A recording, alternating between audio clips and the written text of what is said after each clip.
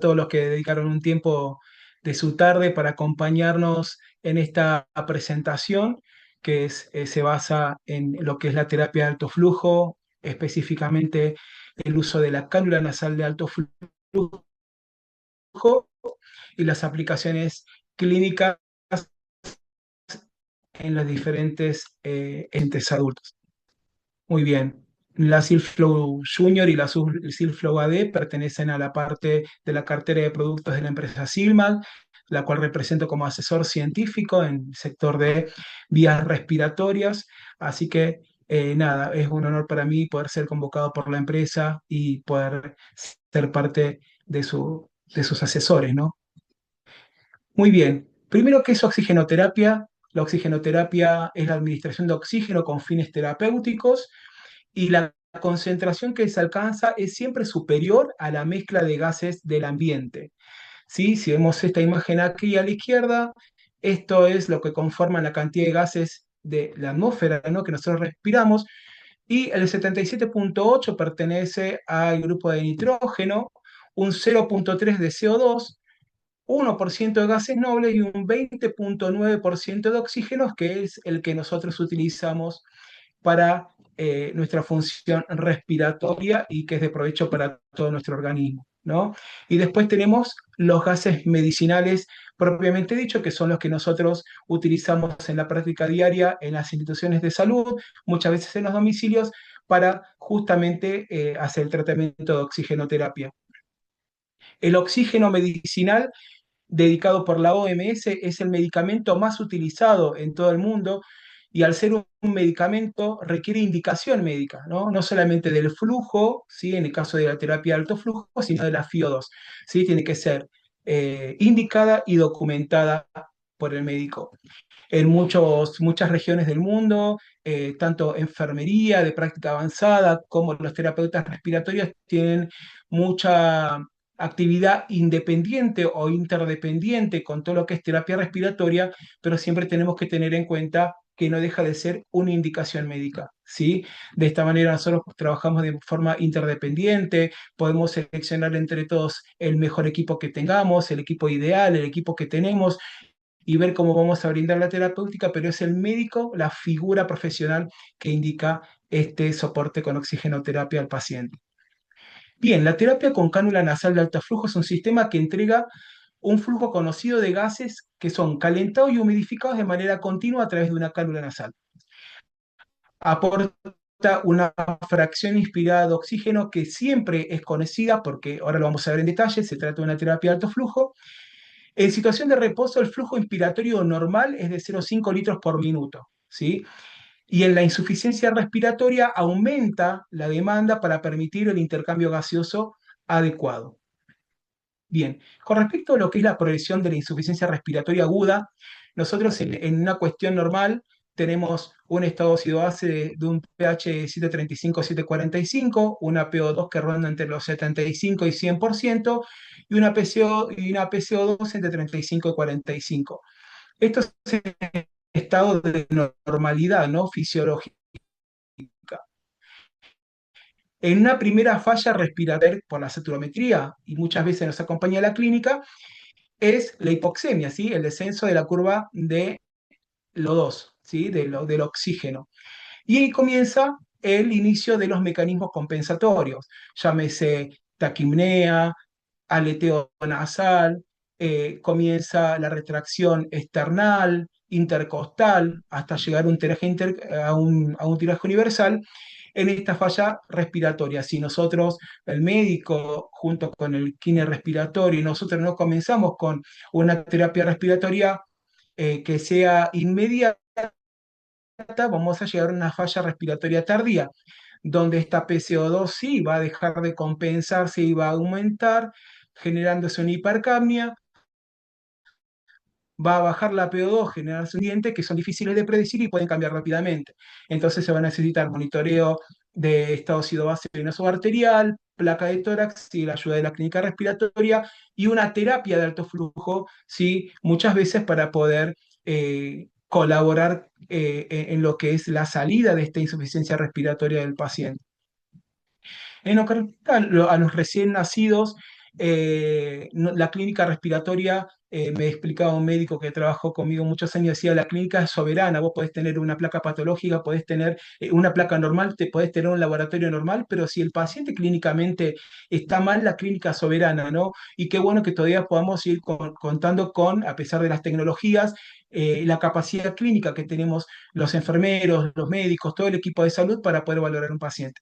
Con respecto a los recién nacidos, el test de Silverman-Anderson es uno de los primeros en lo que yo hace 23 años comencé a hacer terapia neonatal y aprendí a valorar un recién nacido por medio de este test, ¿no? Y si yo tengo un recién nacido que está con un aleteo nasal marcado, con un quejido respiratorio audible, con un tiraje intercostal muy marcado, con una retracción external apenas visible y con una sincronía tórica abdominal, si yo hago toda esta cuentita me da 8 puntos. Voy a tener un test, un score de Silverman de 8 puntos. Y cuando veo la tabla, sabemos que entre 7 y 10 del score tenemos una dificultad respiratoria grave. Y con más de 4 puntos dentro de la primera hora de vida, indica una alta probabilidad de que este paciente requiera asistencia respiratoria mecánica. Por mucho tiempo he escuchado, no, no pasa nada, es un paciente con una taquipnea transitoria. Y Guillermina, una docente mía, decía, una taquipnea transitoria la podemos corroborar una vez que terminó, sino como sabemos que es transitoria. Así que los cuadros respiratorios en los neonatos requieren atención, requieren cuidado y siempre tenemos que clínicamente qué tipo de dificultad respiratoria tiene nuestro paciente. Etarios, en los recién nacidos, a partir de los 2 litros estamos hablando de alto flujo, en los niños en flujos mayores a 4 y en los pacientes adultos luego de los 6 litros por minuto. En lo que respecta a lo que es la ventilación con cánula nasal de alto flujo, en el recién nacido, al brindar un flujo mayor a 2 litros a través de una cánula nasal, se satisface completamente el volumen minuto pulmonar. Este volumen minuto pulmonar en un recién nacido de término va entre los 200 y 300 mililitros por kilo. Y la FiO2 establecida es la que realmente se aporta al paciente, a diferencia de la cánula nasal de bajo flujo que posee un efecto dilucional del oxígeno. Si vemos esta figura donde compara bajo y alto flujo, vemos acá a la izquierda, en la terapia de bajo flujo, el pico flujo inspiratorio natural del paciente, ¿sí?, va a ser siempre superior del flujo entregado. Por ejemplo, yo tengo un flujo con una cánula nasal a 1 litro, siempre el esfuerzo respiratorio, el pico flujo natural del paciente va a ser superior al flujo que genere esa FiO2 tan bajita. Al tener una cánula nasal colocada como interfase externa a la vía respiratoria alta, va a mezclar la FiO2 que yo le entrego a través del dispositivo con el 21% de FiO2 de aire ambiental, ¿sí? Entonces va a haber un efecto dilucional, ¿sí? Por lo tanto, la FiO2 que está regulada para administrar nunca va a ser la que llega a la región alveolar porque hay un efecto dilucional. En cambio, en la terapia de alto flujo con cánula nasal de alto flujo, el alto flujo siempre va a estar por encima del pico expiratorio natural, porque dijimos recién de que supera, ¿sí?, toda la demanda respiratoria del paciente. Por lo tanto, si yo programo una FiO2 de 0,40, 0,40 va a ser la FiO2 que llegue a la región alveolar, optimizando el alcance del oxígeno que está indicado. Bien, con respecto a los mecanismos de acción, uno de ellos es el lavado del espacio muerto nasofaringio. ¿Qué pasa? Es tanto en alto flujo que no permite que quede CO2 acumulada en la nasofaringe en el proceso de expiración. Yo inspiro y cuando expiro me queda en la vía aérea respiratoria superior, que entra a ser como parte de un reservorio natural, me queda CO2. Cuando vuelvo a inspirar, ese CO2 del tracto respiratorio superior vuelve a ingresar. ¿Sí? Lo que hace la terapia de alto flujo es el lavado permanente de ese espacio muerto nasofaringio gracias al alto flujo. Esto que permite que disminuya la CO2. Es decir, disminuye o evita la recirculación de la CO2 en el organismo. Disminuye la resistencia inspiratoria que está relacionada con la nasofaringe. La nasofaringe y el aparato respiratorio en sí genera una resistencia inspiratoria que es natural, ¿sí?, anatómica natural. El calor y la humedad que provee el sistema de alto flujo con un flujo continuo, lo que permite es la disminución de la resistencia, ¿sí? Hay una reducción en el trabajo metabólico. ¿Por qué? Porque sin calefacción y humidificación de gases inspirados no hay terapia de alto flujo. Por lo tanto, si yo quiero generar terapia de alto flujo, tengo que reducir el trabajo metabólico y eso lo logro gracias a la calefacción y a la humidificación, ¿sí? Adecuando y optimizando los gases inspirados. Y la administración de presión positiva al final de la expiración, mejorando el reclutamiento alveolar, que es un fenómeno que comparte tanto la cánula nasal de alto flujo con el CPAP nasal. Bien, con respecto a los beneficios, uno de los más detallados en algunos artículos que estuve leyendo, en entrevistas a enfermería y demás, una de las cosas que se destaca es el mayor confort, ¿sí? La percepción de los profesionales de la salud en las manifestaciones clínicas de los pacientes con respecto al estrés y el dolor han demostrado que la cánula nasal de alto flujo es mucho más tolerable y mucho más confortable que el CPAP nasal. ¿Sí? Es de fácil armado, menos riesgo de lesión y neumotórax, tiene un rostro más visible y accesible al paciente que mejora el vínculo y la lactancia humana, permite la administración de oxígeno que es más exacta comparado con la cánula nasal de bajo flujo, perdón, y facilita la internación domiciliaria y la deambulación. Después, más adelante, vamos a ver, hay algunos equipos que son compactos y son trasladables y el paciente puede realizar o terapia paliativa o terapia respiratoria domiciliaria en su casa sin necesidad de estar internado para recibir una terapia de alto flujo. Bien, con respecto a las contraindicaciones de la cánula nasal de alto flujo, tenemos la sospecha o la confirmación de un cuerpo extraño en la vía aérea, la atresia de coanas, fracturas faciales o de bases de cráneo, traumatismos o cirugías de nasofaringe, insuficiencia respiratoria aguda severa o de tipo 2, neumotórax, enfermedades neuromusculares, inestabilidad hemodinámica como sepsis, shock, hipotensión, bradicardia extrema y signo de deterioro neurológico agudo o convulsiones. Bien, con respecto a las indicaciones en lo que es la neonatología, se puede usar como soporte respiratorio primario o post-extubación que por algún motivo no pudiese recibir CPAP, ¿sí?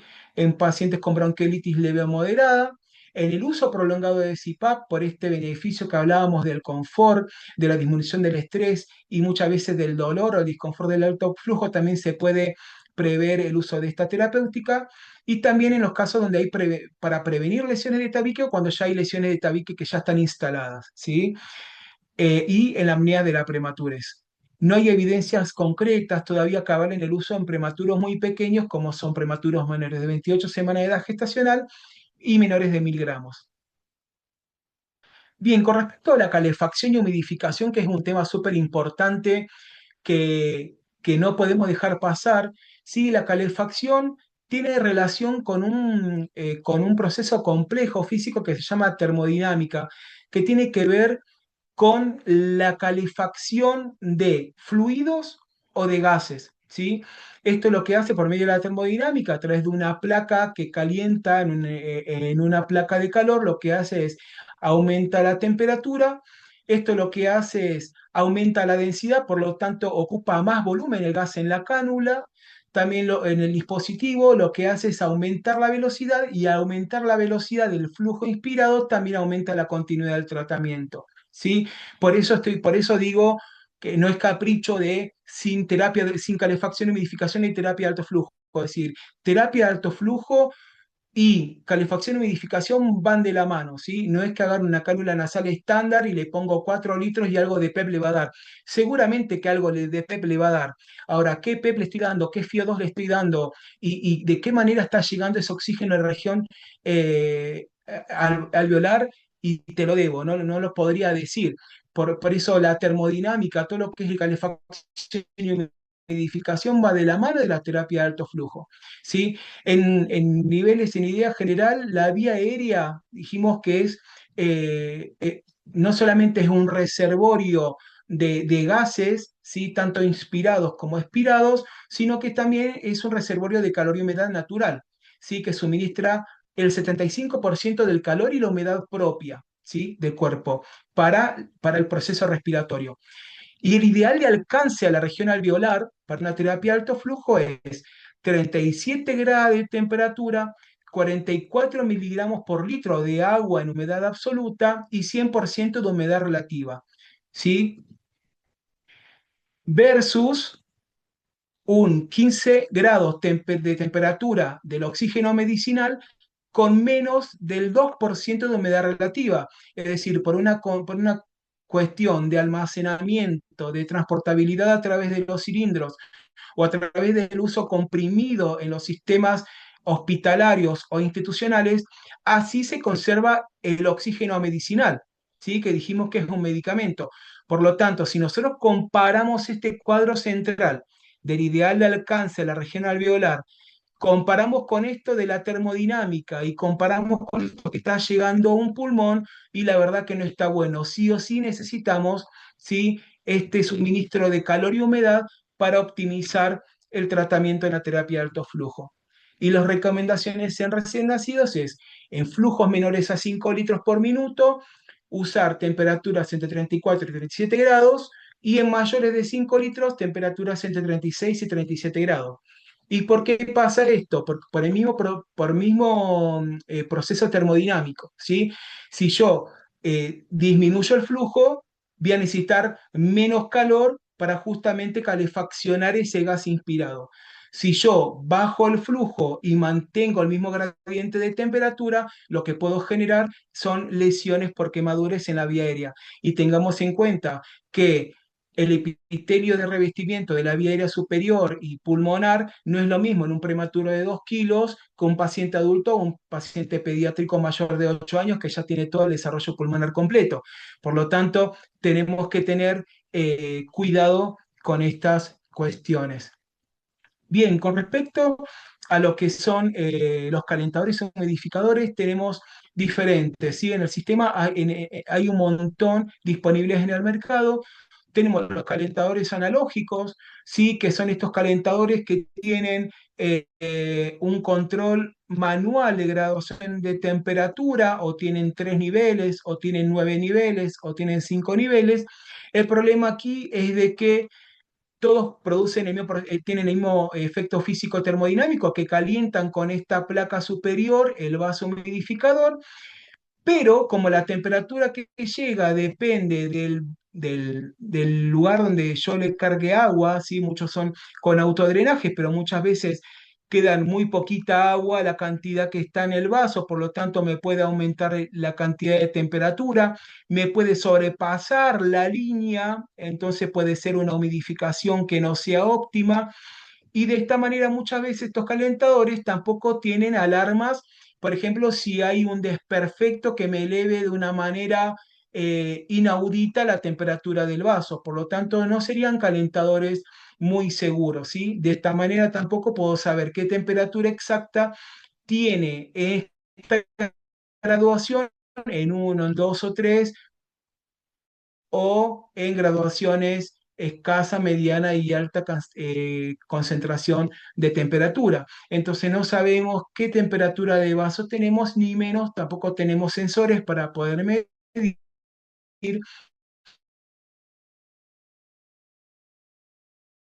Son calentadores que conservan tener.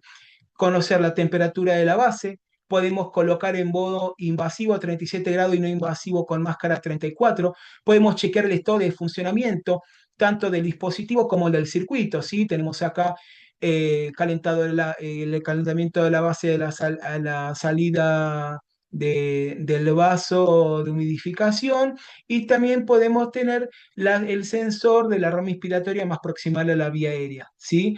Entonces estamos hablando ya de otras tecnologías. Aparte, los calentadores servocontrolados, la capacidad también que tiene es de generar alarmas cuando la temperatura del vaso supera los 43 grados centígrados, ¿sí?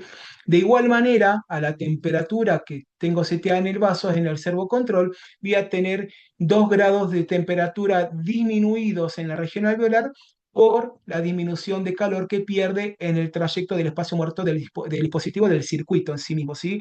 Entonces, cosas para tener en cuenta. Con respecto a la graduación del flujo de neonatos, siempre se comienza con flujos bajos, ¿sí? Y se incrementa gradualmente según la respuesta del paciente hasta llegar a 6-8 litros y esto va a estar estimado según el peso. Hay una fórmula, ¿sí? Que estos autores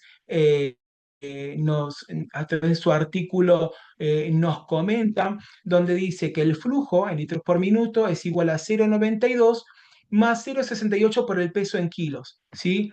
Si yo tengo un paciente que pesa 3,5 kilos, resuelvo primero esta ecuación y le sumo 0,92, me va a dar 2,38. 2,38 lo sumo a 0,92 y me va a dar 3,3 litros por minuto en un paciente de 3,5 kilos, ¿sí? Entonces, fíjense, yo pienso, ¿no? Dijimos que recién nacido, alto flujo arriba de 2. Hago la fórmula con un paciente de 3,5 kilos y me da un flujo de inicio de 3,3, 3,5 litros por minuto. ¿Estoy en alto flujo? Estoy en alto flujo. Generalmente, antes de entrar a una terapia de alto flujo, generalmente el médico tiene en un estado ácido base en su poder para ver cómo está el paciente previo y una placa de tórax, porque es súper importante saber cómo estamos con el volumen pulmonar, cuántos espacios ventilados tenemos en el pulmón y cuál es el objetivo terapéutico que buscamos con esta terapia de alto flujo en el paciente. Así que 3,3 litros sería un buen rango de flujo para comenzar. Y a partir de ahí puedo escalar. Si yo comienzo con un flujo de 7 y el paciente no responde en los primeros 30 minutos, la primera hora, y no tengo mucho para escalar, entonces me va a llevar directamente a tener que o escalar a una ventilación mecánica invasiva. Como terapia de soporte post-extubación, ¿sí? En pacientes menores de 1.500 gramos, voy a utilizar de 4 a 6 litros, en pacientes de 1.503 gramos de 5 a 7 litros y mayor de 3 kilos de 6 a 8 litros, ¿sí? Muchas veces estos pacientes que están intubados, perdón, mucho tiempo, muchos de estos tienen displasia broncopulmonar con un pulmón rígido, con un pulmón con fibrosis, que le cuesta justamente ventilar, que le cuesta justamente expandirse, o muchos de estos tienen perdón, aparte de la displasia broncopulmonar, Sí. una No, traqueomalacia ¿qué tal? ¿Cómo secundaria anda? Sí. prolongada del tubo endotraqueal y muchas veces necesitan Oscar. terapia de alto flujo para poder extubarse y no fracasar en el intento de la extubación. ¿Sí? Por eso siempre tenemos que también tener precaución y valorar la clínica respiratoria, el estado ácido base, la saturación de oxígeno y tener una placa de tórax. Con respecto al retiro de la cánula de alto flujo, la recomendación es, así como comienzo de a poco, disminuir gradualmente, ¿sí? Hasta suspender la terapéutica. En menores de 1.500 gramos voy a bajar de 0,5 litros por minuto en intervalos de 12 a 24 horas hasta el límite de 2 litros por minuto o con un flujo igual al peso. Y en pacientes de 1.500 a 3 kilos y más de 3 kilos voy a bajar de 0,5 a 1 en intervalos de 6 a 12 horas y el límite va a ser 2 litros, porque 2 litros es el límite justamente entre bajo y alto flujo, ¿sí? Y fíjense en esto, súper importante, el intervalo de tiempo. Muchas veces en los equipos de salud, por la demanda de trabajo, además, estamos ansiosos y queremos hacer el destete mucho más rápido y muchas veces fracasa el destete porque lo hacemos muy pronto, es decir, bajamos de 4 a 2 y después de 2, sí, vamos muy rápido y el paciente no tolera los descensos muy frecuentes y muy abruptos de flujo. Entonces, está bueno que tengamos en cuenta que las progresiones son lentas, de 0,5 a 1 litro con intervalos de 12 a 24 o de 6 a 12 horas.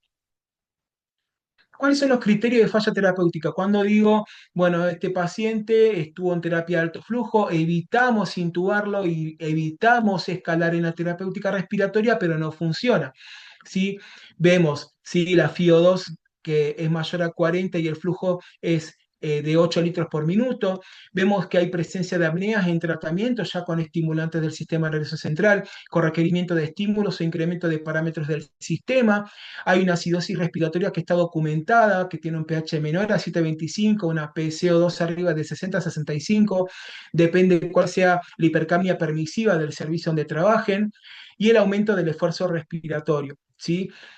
Yo igual recomiendo siempre chequear si todo el sistema antes de decir esto no funciona, trae un tubo endotraqueal que lo vamos a ventilar. ¿Sí? Yo digo, bueno, pensemos cómo está el paciente, cómo está clínicamente, cómo ventila, cómo está la entrada de aire, tiene secreciones. Quizás no está fracasando el sistema, sino que el paciente tiene secreciones. Quizás tiene secreciones viscosas en las fosas nasales y claro, aunque yo le ponga el flujo que le ponga, con la FIO que le ponga, si yo tengo una cánula y tengo un tapón de moco que está obstruyendo el paso del flujo, ningún tratamiento me va a ser efectivo excepto el tubo orotraqueal. Entonces, a oculto, le entra bien el aire, tiene la vía aérea respiratoria despejada, tiene secreciones en la boca, ¿cómo está la posición? ¿Está la vía aérea en posición de olfateo o está la vía aérea deflexionada con el cuello deflexionado? Pensemos que en los recién nacidos la vía aérea es muy endeble, los anillos traqueales muchas veces son frágiles y tienen el acodamiento postural. Entonces, ¿está a 45 grados, está a 30 grados el paciente o está en posición en decúbito supino y en 180 grados? Siempre pensemos antes de escalar en una terapéutica, ¿sí? De ver cómo está el paciente, ¿sí? El famoso Mr. Sopa que hacemos en la RCP para ver, bueno, espera, antes de intubar, vamos a mirar cómo está el paciente, qué pasa, cómo está la máscara, cómo está la vía aérea, tiene secreciones, cómo está la posición, cómo estamos ventilando. Bueno, lo mismo del Mr. Sopa yo lo traslado a todas las áreas de la clínica de los pacientes, porque muchas veces la falla no es la terapéutica ni el dispositivo que usamos, sino que es algo propio del paciente y eso es lo que nos da el examen físico y la ocultación. Bien, con respecto a pediatría, las indicaciones son, perdón, graduaciones a 2 litros por kilo con FIO2 del 60% para obtener una saturación arriba del 92%, ¿sí? Volviendo un poquito a lo que es el recién nacido, tenemos que tener en cuenta las recomendaciones, ¿sí? De saturometría en recién nacidos menores de 36 semanas, ¿sí? Recomendaciones hechas por el Ministerio de Salud de la Nación, ¿sí? Donde la saturación ideal es 89 a 94, con alarmas en 88 y 95, ¿sí? O entre 89 y 94 en menores de 36 semanas, ¿sí? Cuando hablamos de graduación en pediatría ya me cambia el patrón, ¿sí? Porque estamos hablando de saturaciones mayores de 92. Por eso a veces decimos, sí, no, un lactante es un recién nacido un poco más grande. No, son dos cuestiones totalmente diferentes a nivel anatómico, a nivel fisiológico, a nivel funcional respiratorio, se maneja totalmente diferente. Por eso en pediatría la graduación es a 2 litros por kilo con una FIO del 60% para tener como objetivo una saturación mayor de 92. Y en los pacientes que tienen hasta 10 kilos de peso, ¿sí? Se adiciona 0,5 litros por cada kilo adicional, ¿sí? De esta manera, nosotros podemos ir incrementando y adicionando, ¿sí? Los litros según el peso del paciente. ¿Y en qué pacientes se puede implementar la terapia de alto flujo en pediatría? En pacientes con hipoxemia, pero sin hipercapnia, que precisan FIO2 del 40% con mascarilla, que son pacientes que están en fracaso respiratorio de tipo 1, ¿sí? Dificultad respiratoria por bronquiolitis, neumonía, insuficiencia cardíaca congestiva, entre otros. Soporte respiratorio tras la extubación de la ventilación mecánica, en destete de pacientes con CPAP o BiPAP, que es el sistema de bipresión, o soporte respiratorio en niños con enfermedades neuromusculares.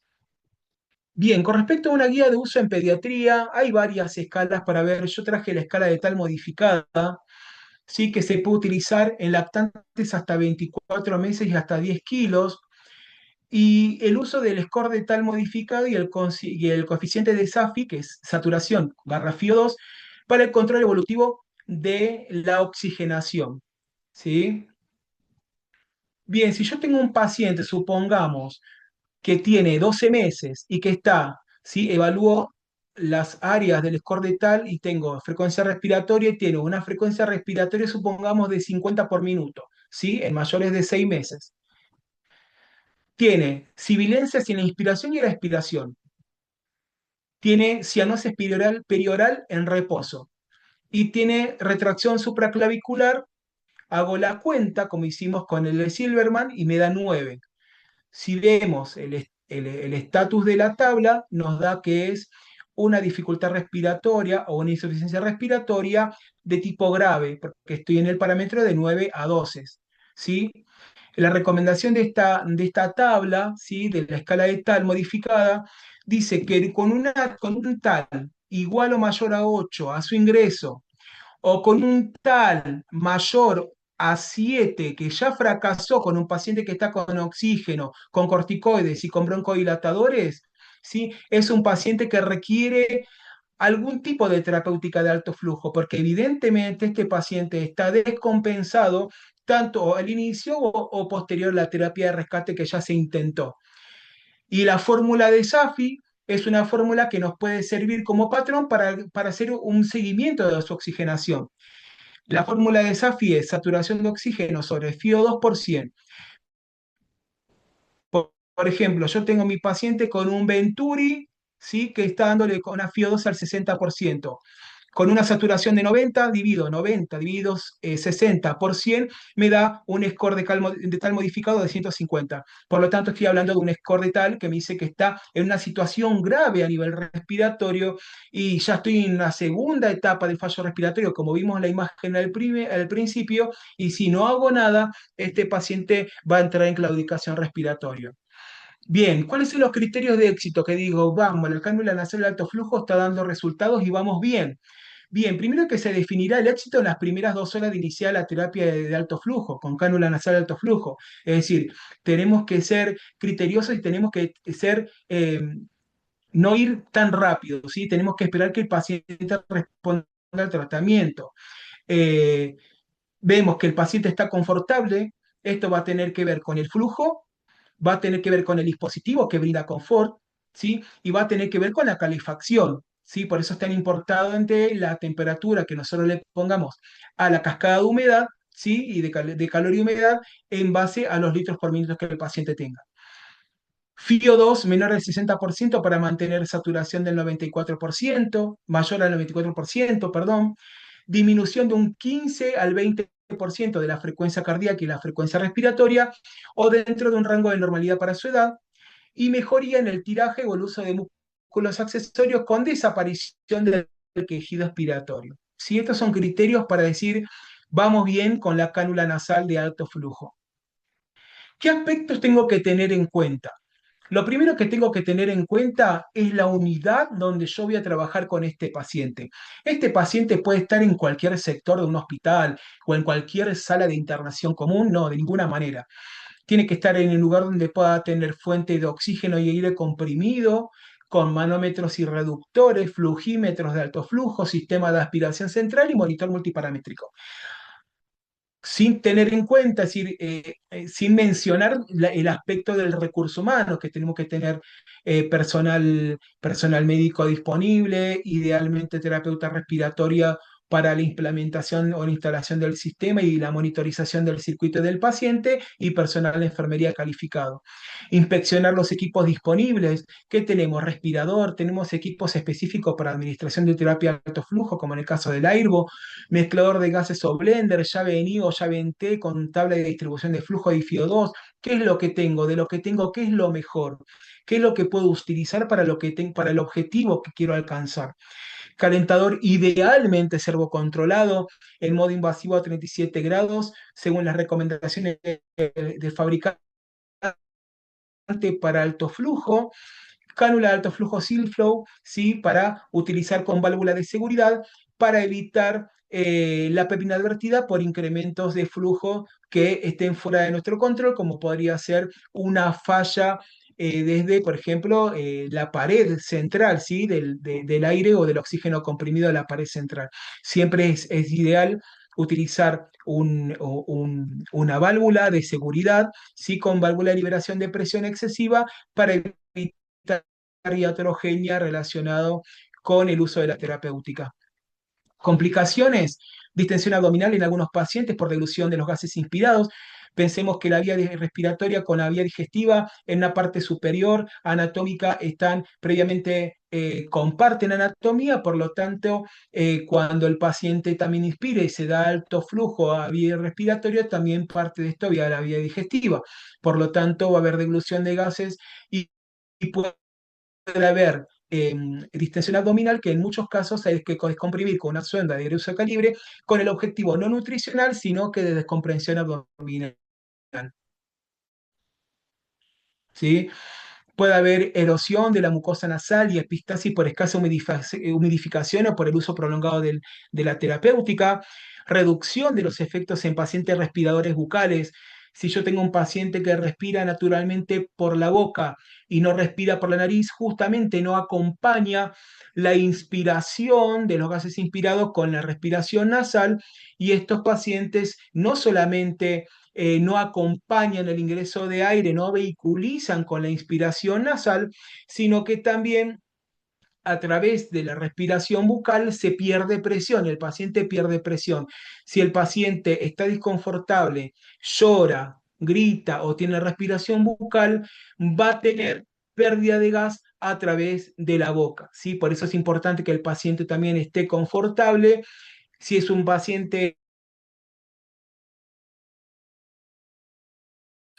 para evitar las fugas de aire, ¿sí? Las otras complicaciones en neumotórax y el fracaso terapéutico relacionado o no a la adaptación del flujo nasal. ¿Sí? Cuando los flujos nasales son muy, muy elevados, muchas veces el paciente se puede poner incordioso, muy molesto, y el fracaso de la terapéutica muchas veces se da por la intolerancia. Con respecto a los equipamientos, podemos tener equipamientos como por ejemplo como los respiradores que tienen la terapia de alto flujo, donde podemos programar el flujo y la concentración de oxígeno. Lo bueno es de que cuando yo selecciono el paciente neonatal, pediátrico o adulto, me va a dar la opción de flujo estándar, ¿sí? Menor de 25 litros para pacientes, eh, menor de hasta 8 litros para pacientes neonatales, hasta 25 litros para pacientes pediátricos y hasta 60 litros para pacientes adultos, ¿sí? O tenemos acá en este tipo de tecnología como es el Airvo, que tenemos tres, ahí en el mercado está el Airvo 1, 2 y 3. El Airvo 1 y 2 alcanzan flujos hasta 60 litros y el 3 hasta 70, ¿sí? Con escaladas de 1 a 2 litros en el flujo. Y después tenemos equipamientos más artesanales, ¿sí? Como es el uso del blender, ¿sí? Para poder graduar la FIO2, o tenemos los Flumeter, ¿sí? Con manómetros y reductómetros de presión para la pared, y Flumeter de aire y oxígeno, con el uso de Javeni con las tubuladuras para hacer la mezcla de gases, eh, calefactor humidificador, idealmente servocontrolado con los cables correspondientes, tubuladoras para hacer alguna conexión. Acá tenemos la Silflow Junior, 100% en silicona, con los dispositivos hidrocoloides para hacer la adhesión a las mejillas del paciente, agua destilada para el autodrenaje en el sistema cerrado. Acá tenemos un circuito, sí, con una válvula de regulación y prevención de presiones exageradas para evitar iatrogenia en el pulmón del paciente, donde en el ingreso el oxígeno al vaso previo se debe colocar esta torre, y si la presión excede a la presión que se usa habitualmente en estos pacientes, va a sonar una válvula de liberación a través de la cual se va a evitar, perdón, se va a evitar la presión excesiva esta que llega al paciente y genera algún tipo de lesión. Así que mi recomendación es que si vamos a usar un dispositivo artesanal, como por ejemplo es el caso del uso del flujímetro de oxígeno con aire, con Javeri, lo usemos, ¿sí? Con este tipo de torre, ¿sí? Que es una válvula de liberación de presión excesiva para evitar este tipo de eventos indeseados. ¿Sí? Y después tenemos un saturómetro que nos acompaña siempre con los pacientes respiratorios. Bien, con respecto al uso de blender o mezclador con Yaení, tenemos el blender o mezclador, que es este. Viene el oxígeno y el aire que vienen conectados al mezclador. El mezclador se encarga de hacer la mezcla propiamente dicho. Y yo como operador lo que hago es graduar la FiO2, que va de 0,21 a 100%. ¿Sí? Y un flumíter que va hacia el humidificador. ¿Sí? Con el flumíter gradúo el flujo de la mezcla y con la ruedita puedo graduar la FiO2 que yo deseo administrar al paciente. ¿Sí? Bien, y con el uso de la pieza en I o pieza en T, tengo el oxígeno de pared con el aire comprimido, tengo la conexión de ambos dos y en este segmento de esta I se genera la unión del aire comprimido con el oxígeno y cuando llegan ya al humidificador, acá tengo que tener la barra de, dijimos anterior, esta, ¿sí? De liberación, de prevención de flujos exagerados, para llegar al humidificador. Es de buena práctica tener un fiómetro para medir qué FiO2 tengo acá previo a llegar al humidificador y del humidificador voy al paciente. Bien, tablas hay un montones disponibles para ver. Yo, bueno, bajé esta que me pareció interesante porque en la misma tabla tengo, por ejemplo, para flujo total de 5, que es lo que usamos habitualmente hasta 8 litros en neo, tenemos una tabla de 5, una tabla hasta 10 litros, ¿sí? ¿Sí? Que va de 21 hasta los 10 litros, que ya entramos en rango de pediatría, tabla de 15 litros totales, tabla de 20, de 25 y de 30 litros totales, ¿sí? Con una tabla, así con el uso de la llave NI, de mezcla de oxígeno con aire, hasta 30 litros puedo brindar. ¿Por qué? Porque yo tengo un flumíter de 15 de aire, perdón, con 15 litros de oxígeno, 15 más 15 son 30 litros totales. Entonces, hasta 30 litros yo puedo brindar con eso. Si yo tengo, si es un paciente pediátrico adulto que requiere flujos mayores a 30, voy a tener que ya utilizar o un equipo Airbo o un ventilador mecánico que me pueda aportar el flujo deseado, ¿sí? Uno de los cuidados también específicos con respecto al uso de la PSNI es de verificar siempre, ¿sí? En dónde está la bolilla, porque muchas veces hay cambios, como dije, en las centrales de los sistemas comprimidos de oxígeno y de aire central y puede haber modificaciones, entonces siempre tengo que estar chequeando si uso la tabla de distribución de flujos y FiO2, qué flujo tengo de cada uno para hacer la mezcla correcta y que no haya variaciones, ¿sí? En el caso de Blender, obviamente que es más seguro, porque el equipo ya se encarga de mezclar y yo tengo la FiO2 y gradúo solamente la FiO2 y el flumíter. Pero acá tengo dos, ¿sí? Flumíter para poder controlar, por lo tanto es rol importante de enfermería, del kinesiólogo respiratorio o del médico siempre de estar controlando esto porque el cuidado del paciente no es responsabilidad solamente del enfermero, sino de todo el equipo de salud. Bien. Y para llegar a estas concentraciones y a estas mezclas, ¿sí? Con estas mezclas de aire y oxígeno, hay una fórmula, ¿sí? No es mágico, sino que es de la FiO2 es el resultado de 100 por los litros de oxígeno más 21 por los litros de aire dividido en los litros totales a utilizar. Y ahí me va a dar, ¿sí? La combinación de flujos y oxígeno. Por ejemplo, para pacientes neonatales que uno usan flujos mayores a 8 litros, ¿sí?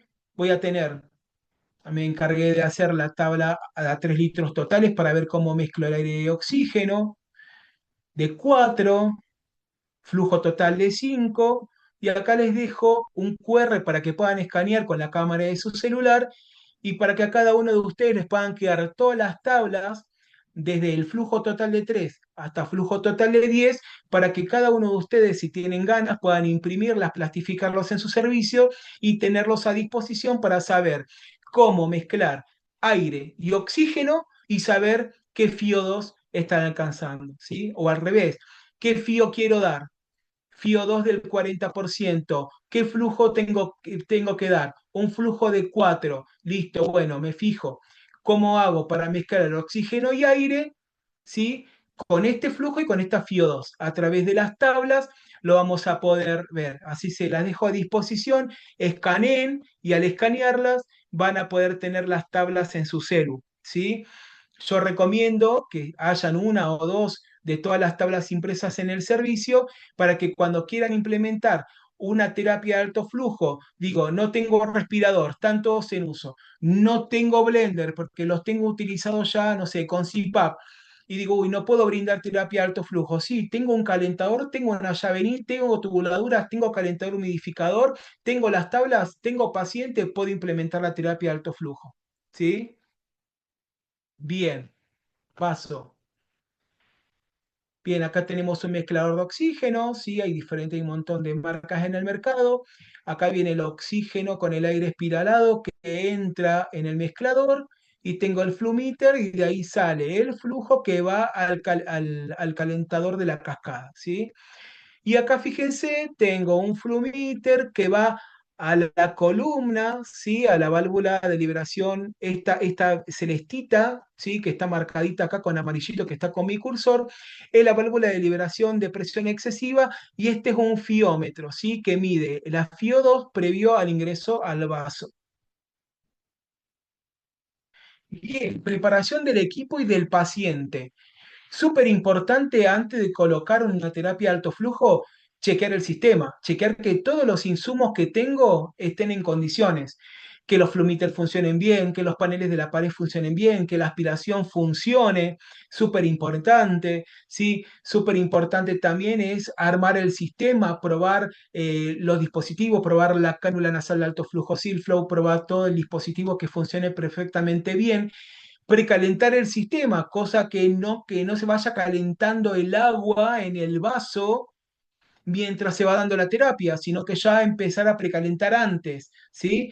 Cosa que cuando yo le coloco la cánula nasal de alto flujo, ya el paciente tiene el sistema precalentado y los gases inspirados de inicio sean acondicionados para poder ser administrados, ¿sí? Suspender transitoriamente la vía oral, colocar una sonda nasogástrica y dejarla abierta, ¿sí? ¿Por qué? Porque yo no puedo haberle, no sé, por ejemplo, un lactante, haberle dado 150 mililitros de leche y poner un sistema de alto flujo.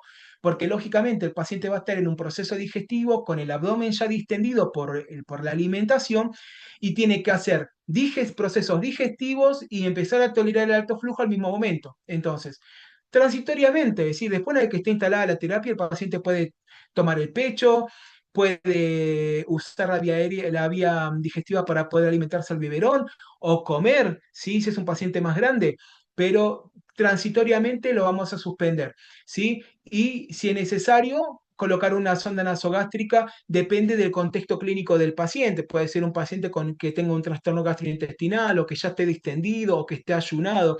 Eso lo dejo a la clínica de cada paciente que tengan que atender. Colocar al paciente con la cabecera elevada en 30 a 45 grados, iniciar el monitoreo continuo de la frecuencia respiratoria, frecuencia cardíaca y oximetría de pulso. Si el paciente presenta secreciones nasales, realizar aspiración según necesidad de manera delicada y siempre valorándolo, ¿no?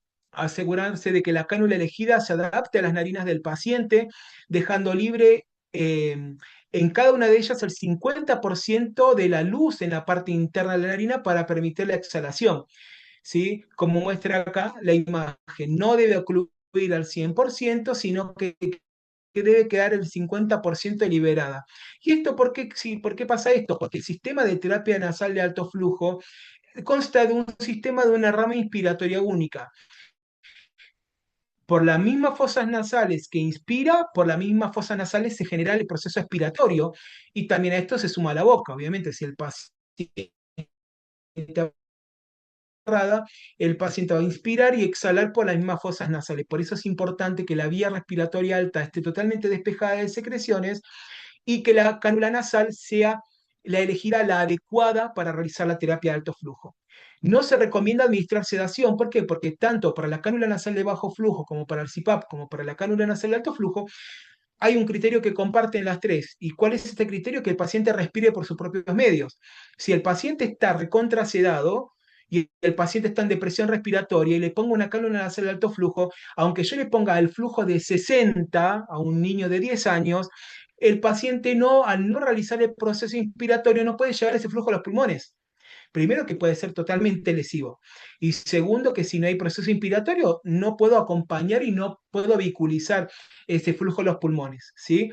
Así que no administrar sedación, considerar en cambio los tratamientos no farmacológicos. Súper importante la llegada de la familia a los servicios, la presencia de los padres, abuelos, hermanas en el servicio de neonatología, hacer terapias más amigables, el ingreso de los pacientes de las familias a las terapias intensivas pediátricas, a las unidades intermedias, a las terapias de adultos. La familia eh, posee un rol fundamental con respecto a la disminución del dolor, del estrés y al confort del paciente. El paciente se siente acompañado, se siente tranquilo con una figura conocida y con una figura amada. Por lo tanto, es importante que esto se acompañe con la presencia de la familia. En el caso de un recién nacido, un lactante o un niño, puede ser el uso de sucralosa con chupete. Si el uso de chupete lo que hace es disminuir la ansiedad, disminuir junto con la sucrosa los estímulos que son estresantes y dolorosos.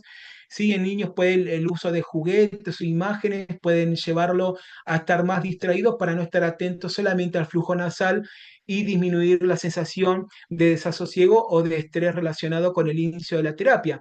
Después, más adelante, se van adaptando los tratamientos, pero en una etapa inicial, en una etapa de todo el tratamiento, por eso siempre digo que la familia tiene que ser el aliado de nosotros en las unidades y no nuestros enemigos, ¿sí? Porque estamos los dos jugando del mismo bando para los mismos objetivos, ¿no? Que el paciente se recupere. Bien, como cartera de productos dije que teníamos la Silflow Junior, ¿sí? Que la Silflow Junior es una cánula nasal de alto flujo 100% hecha en silicona de grado médico, altamente biocompatible, ¿sí? Y amigable con la piel. ¿Sí? Nosotros tenemos la Flow Junior, tenemos 5 tamaños, tenemos las XS, la S, la M, la L y la XL. ¿Y cómo hacemos la selección? Tienen colorimetría, ¿sí? Tiene diferentes colores para identificarla, ¿sí? Y aparte hay iconografía, ¿sí? Que es propio de cada uno. ¿Sí? Y como dijimos que el 50% solamente tengo que cubrir de las fosas nasales del paciente. ¿Cómo me doy cuenta? A veces pasa que el paciente requiere una cánula, por ejemplo, por el peso puede requerir una M. Si yo me fijo acá, la cánula M dice caudal máximo 10 litros. El tamaño externo de las narinas de tres milímetros. La longitud de la cánula es de 30 milímetros. El color es amarillo, si es amarillo. El paciente tiene que pesar entre 3 y 20 kilos. Fíjese de que es muy amplio el rango de peso y acá está el tamaño perdón, de 1 a 10 kilos, perdón, y el tamaño de la talla es el número M. Porque no solamente, muchas veces tenemos pacientes que son pequeños, pero por una cuestión genética hereditaria tienen las fosas nasales mucho más amplias. Entonces yo tengo que tener en cuenta cuál es el flujo que el médico me indica, ¿sí? Y cuál es el porcentaje que yo necesito cubrir de la fosa nasal, que es el 50%. Si el paciente tiene una fosa nasal muy amplia y le pongo una cánula muy pequeña porque da con el flujo, y yo voy a estar en un rango de una cánula muy pequeña y el flujo que le quiera dar no va a llegar a ser suficiente con esa cánula. Entonces, por eso nosotros en la descripción del dispositivo tenemos no solamente distribuido por el paciente con respecto al peso, sino tenemos la longitud de la cánula y el diámetro externo de las narinas, ¿sí? Y tenemos también los litros por minuto, que es el caudal máximo que acepta cada una de las cánulas. ¿Sí? Y con respecto a las indicaciones en los pacientes adultos, ¿sí? La graduación va a ser siempre mayor a 25 litros por minuto, porque estamos hablando ya de un paciente adulto con una FIO2 del 60%, y eso se va ajustando según la clínica del paciente, la saturación de oxígeno y la tolerancia. ¿Sí? ¿En qué tipo de pacientes? Pacientes con insuficiencia respiratoria hipoxémica.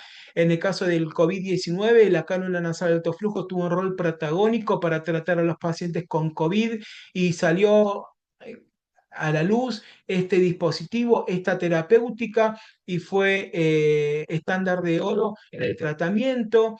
Se usa para la prevención de la intubación endotraqueal, se utiliza en las terapias como soporte en la post-extubación endotraqueal, se utiliza como coadyuvante para la preoxigenación antes de la intubación endotraqueal, se utiliza para la etapa de recuperación postquirúrgica, en la insuficiencia respiratoria hipercámnica y como soporte ventilatorio en pacientes inmunocomprometidos, trasplantados u oncológicos. ¿Sí?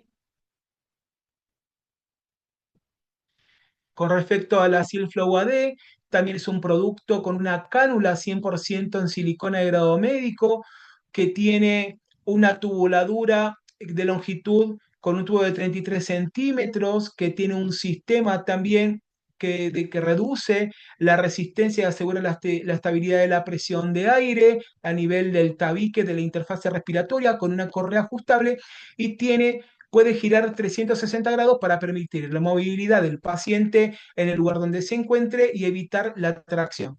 ¿Sí? Tiene una correa también ajustable en la parte cefálica para ajustar según la longitud cefálica del paciente, la circunferencia, perdón, y una correa de ajuste. Y si ustedes van acá a la descripción de las medidas, la medida S y la M, y vamos a los pesos, dice la S dice apto para pacientes entre 30 y 50 kilos. Y la M dice entre 50 y 70. Y yo puedo tener un paciente pediátrico, adolescente, que pueda estar en este rango de peso, ¿sí? Entonces, muchas veces tenemos que ver esto, a ver cuál es la cánula más acorde para el paciente. Tengo en cuenta diámetro interno de las narinas, tengo que ver la morfología, la anatomía de la narina del paciente, tengo que ver cuál es el flujo que yo quiero dar y tengo que tener en cuenta el peso del paciente. Por eso es importante que podamos tener en los servicios diferentes tamaños, ¿sí?, de Silflow para poder colocarle al paciente la que verdaderamente necesita acorde a la indicación médica de la terapéutica. Cuidados generales y específicos de los pacientes con cánula nasal de alto flujo. Primero, conocer al paciente y la familia destinataria de la terapéutica. Sí es importante que la familia sepa qué tiene el paciente, por qué lo tiene y cómo tiene que cuidarlo. ¿Sí? Con respecto a esto de la movilización, explicarlo, tiene algo que rota atrás para que pueda tener la movilidad, puede dormir boca arriba, puede dormir de costado. ¿Sí? Explicarle que la familia colabore con los cuidados que el paciente necesita, hacer una adecuada selección del equipo y la cánula según el paciente, sin gases mezclados, calentado y humidificado. Dijimos que no hay terapia nasal de alto flujo, así que tenemos que tener en cuenta siempre los elementos que necesitamos para poder aplicar la terapéutica, optimizar el cuidado de la piel, correcta posición y monitorización del paciente, mantener permeable la vía aérea, evitar aspiración de rutina, valorar al paciente y utilizar la semiología respiratoria para saber cómo está ventilando nuestro paciente a nivel pulmonar. Y recordar siempre que el inicio y el destete de la cánula nasal de alto flujo es siempre gradual, ¿sí? Tanto del flujo como de la FiO2. Bien, y recordar la toxicidad del uso de FiO mayores al 60%. ¿Sí? Si yo utilizo oxigenoterapia, la utilizo sin mezclar con aire y la utilizo sin calentar y humidificar, eso me genera estrés oxidativo, daño pulmonar, neurológico y cardiovascular y atelectasias por reabsorción. Por eso es importante que el oxígeno lo demos siempre mezclado con aire, siempre la FiO2 que administro tiene que ser una FiO2 conocida, ¿sí? Siempre tengo que administrado calentado y humidificado de acuerdo al flujo que el paciente está recibiendo, ¿sí?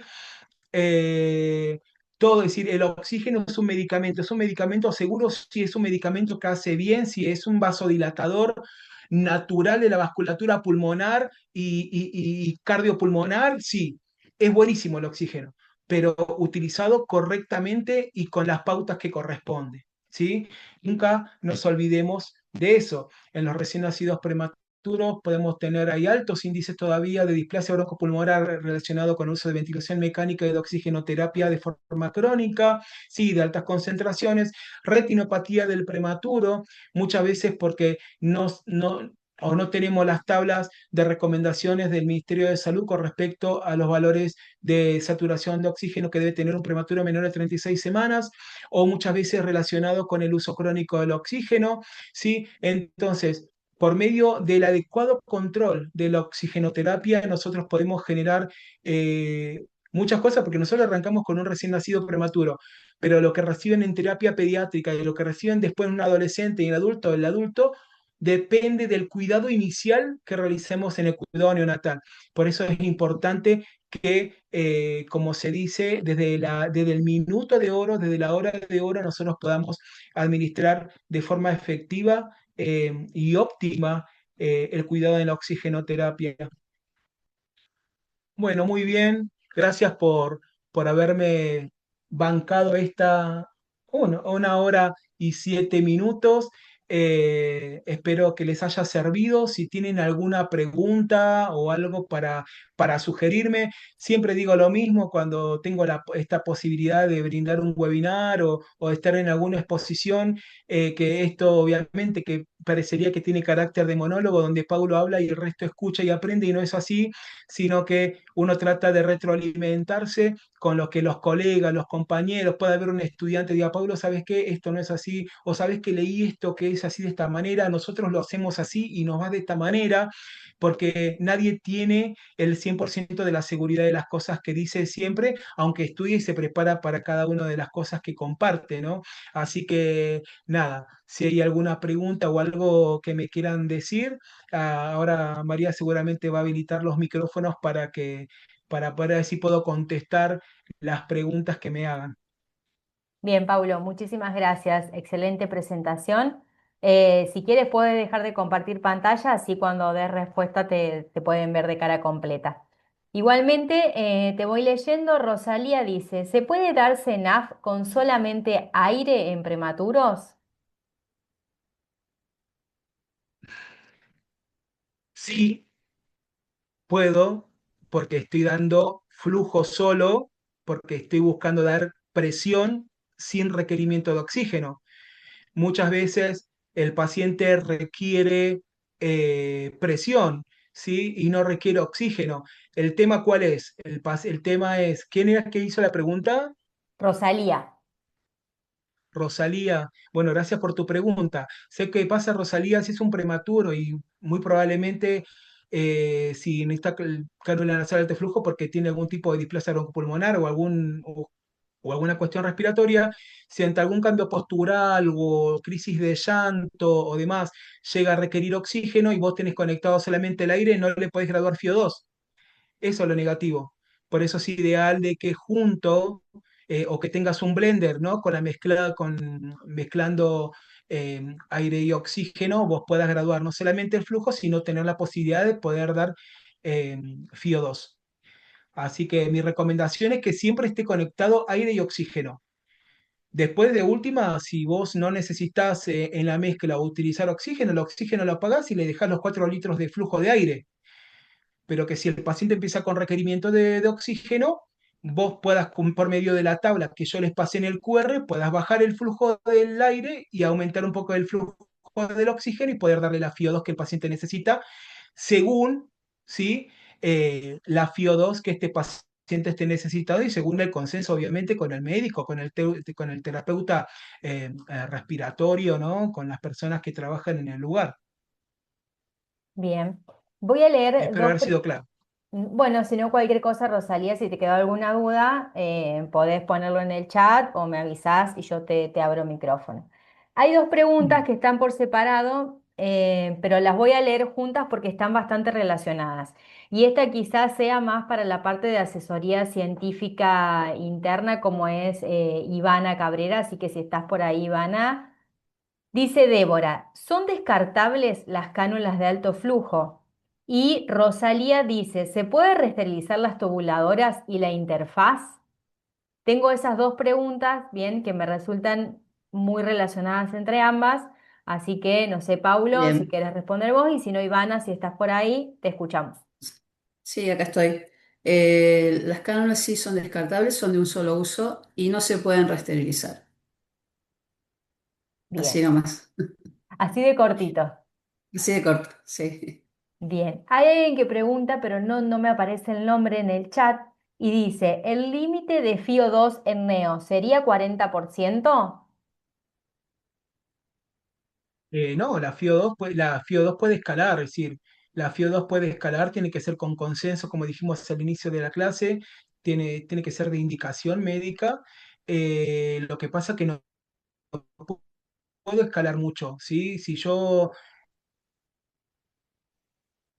es decir, cuando yo ya tengo el flujo máximo, si yo tengo un paciente de 3 kilos y ya estoy con un flujo de 8 y tengo una FIO2 ya del 50% y el paciente está mal los gases en sangre, la placa está mal ventilado el paciente, tiene una neumonía, algo, y el estado ácido-base no colabora y la mecánica tampoco, el médico va a tener que tomar la decisión de cambiar a otro tipo de terapia respiratoria, previamente haciendo ese famoso Mr. Sopa respiratorio que yo siempre digo que yo hago en mi práctica cuando me toca trabajar con estos pacientes, para ver si verdaderamente es una falla del dispositivo o de la técnica de que estamos implementando, o es el paciente, que quizá el paciente está mal posicionado. Satura 80 y el paciente está así, está con el cuello deflexionado, se salió la tubuladura, se bajó el flumíter de aire y de oxígeno y solamente está brindando aire. Después que chequeamos todo eso y el médico está al tanto de la condición clínica del paciente, si ya no, si yo el paciente lo tengo con un recién nacido con 8 litros de oxígeno y 60% de FiO2, yo, el médico, es decir, no es una indicación de enfermería, yo hablo siempre en lo que soy, yo soy enfermero y hablo como profesional de la enfermería. Entonces tengo mis limitaciones, obviamente que están relacionadas con mis incumbencias profesionales. Obviamente que el médico va a tener que decir, bueno, sí, Paulo, Ivana, Adriana, seguimos con esta terapéutica, o bueno, prepara el tubo endotraqueal que lo vamos a intubar. ¿Sí? El médico es el que toma la posta con respecto al cambio en la terapéutica. Eh, pero eso es una indicación médica. Recuerden la primera filmina, indicación médica, flujo y FIO2. Bien. Janina consulta, aerosol terapia en paciente pediátrico en CENAF. ¿Preferible administrar como nebulización? Otra vez, María, no entendí. Al utilizar Dice, terapia de cánula de alto flujo, consulta, aerosol terapia en paciente pediátrico en CENAF. ¿Preferible administrar como nebulización? y eso también, vuelvo a lo mismo, indicación médica. Son diferentes tipos de forma de administrar un medicamento. La aerosol terapia, el beneficio que tiene es la llegada de alcance del fármaco de forma micronizada a la región inferior del tracto respiratorio.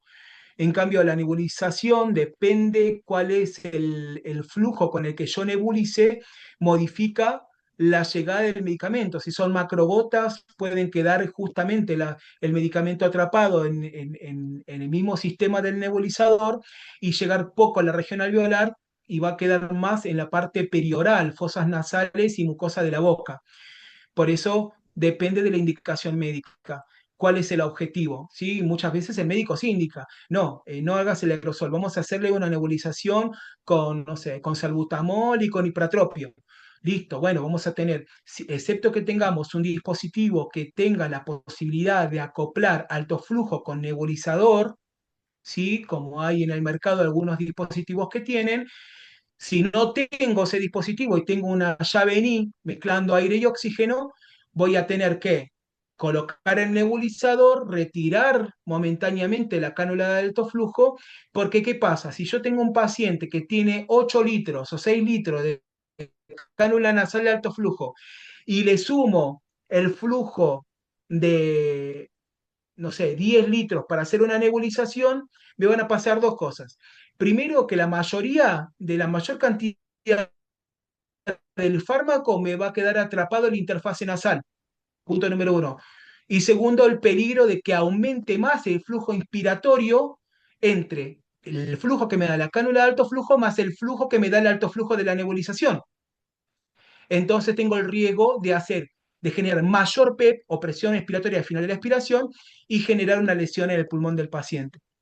Entonces, eso hay que, bueno, miren, doctora, quiere que hagamos nebulización, bueno, está con 8 litros, está con 6 litros, está con 5 litros, retiramos en un rato la cánula de alto flujo. Sí, Paulo, retirarla. ¿Por qué? Porque es una indicación médica, ¿sí? Por eso son pacientes que deben ser manejados en el lugar acorde. Tiene que haber presencia médica, tiene que, tiene que haber presencia de un terapeuta respiratorio, no te digo permanentemente, pero que sí que asesore, que compruebe el sistema, el dispositivo, porque hay muchas decisiones, existen muchas decisiones que se comparten en el momento con lo que al paciente le pasa. Y en todo caso, dejar establecidos en las instituciones protocolos y guías según lo que le pase al paciente. Entonces, nada, de esa manera podemos trabajar con una guía de cuidados que haya en un servicio que ya está escrito y con alguien responsable que firme como que se responsabiliza de eso, ¿no? Así que esa es mi sugerencia y mi recomendación. Si tenés un Airbo, por ejemplo, el, que tiene un sistema de un implemento para nebulizar con el alto flujo, buenísimo. Ya tiene un implemento donde se puede nebulizar, mantenés el alto flujo y a través de ese alto flujo se administra la nebulización, ¿sí? A través de ese flujo de aire elevado. Ahora, si yo no tengo el Airbo, tengo una llave NI o tengo un respirador y el respirador tampoco tiene la posibilidad de conectar un nebulizador, la verdad que depende de cada caso, ¿sí? Bien. José Duarte desde Mm. República Dominicana. ¿Cuál es la diferencia de la cánula Silflow a la cánula RAM? Nunca tuve la posibilidad de trabajar con cánula Ramsey, pero las estuve estudiando. Eh, Desconozco el material con el que está realizada la cánula RAM, la verdad que la estudié en cómo la utilizan, que la utilizan como CPAP porque bloquean el resto de la superficie del orificio nasal para brindar la oclusión del 100%. Sí, lo estuve mirando para estar al tanto de qué se está usando y lo descubren para uso de cánula de alto flujo. Eh, El beneficio de Ciplo básicamente es que es una cánula 100% en silicona de grado médico que es compatible, biocompatible y muy confortable para el uso y por las características de los introductores nasales y las características físicas del dispositivo. Tiene dos estabilizadores para los pómulos y aparte tiene hidrocoloide que también viene inclusive en el dispositivo para poder adherir en la parte que el operador elija. Esos son los beneficios de la Silflow. Otro beneficio de la Silflow es que viene con dos adaptadores. Viene con un conector Fisher Paykel para usar con los dispositivos de Fisher y tiene un conector estándar de 15 milímetros que se le puede adosar a un circuito de ventilación mecánica convencional. Eso es lo que hace que se pueda utilizar la Silflow tanto con un sistema de Fisher y si yo no tengo mi institución Fisher Paykel por el motivo que sea, puedo cambiar el conector y puedo conectarlo a un circuito de respirador convencional y administrar terapia de alto flujo a través de un respirador. Eso es lo que yo puedo decir de Silflow, ¿no? Ahora, Cánula RAM sé que también se utiliza de forma muy similar. Lo que desconozco es el material con el que está realizado y cuáles son las compatibilidades a nivel de grado, si sea de grado médico o no, eso desconozco.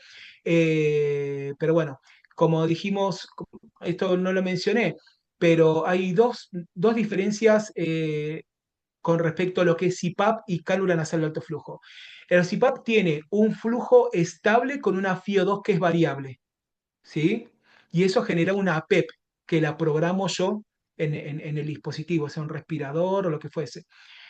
En cambio, en la cánula nasal de alto flujo yo tengo un flujo que es variable.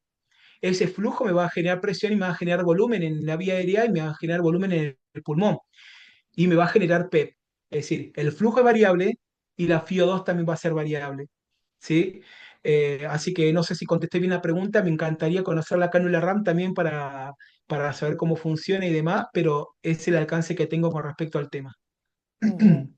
Javier Cardoso consulta, ¿cuáles son las contraindicaciones del sistema de alto flujo? Contraindicación del sistema de alto flujo.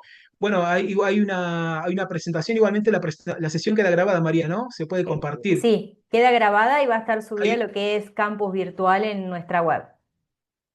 bien, sí, no aclara en qué paciente. Si yo tengo No, un paciente con una insuficiencia respiratoria severa, que el paciente está con una alteración del estado óxido base, está en una retención alta de dióxido de CO2 y el paciente no está respondiendo a la terapéutica, no está respondiendo a la terapéutica de alto flujo, de bajo flujo, y el médico decide escalar a otra terapéutica, es decir, la terapia de alto flujo no sería lo conveniente. Por eso no sé si es el paciente neonatal, pediátrico o adulto al que se refiere como contraindicación. Hay una diapositiva que presenté, atresia de coanas, fracturas maxilofaciales, fracturas de lo que son de base de cuello, eh, no sé. pero me tendría que decir bien qué grupo etario. Igualmente hay una de las filminas de los slides habla específicamente de eso. Bien. Javier, si estás por ahí, querés abrir micrófono y darle un poco más de detalles al licenciado para que tenga un mejor panorama para darte una respuesta, te escuchamos.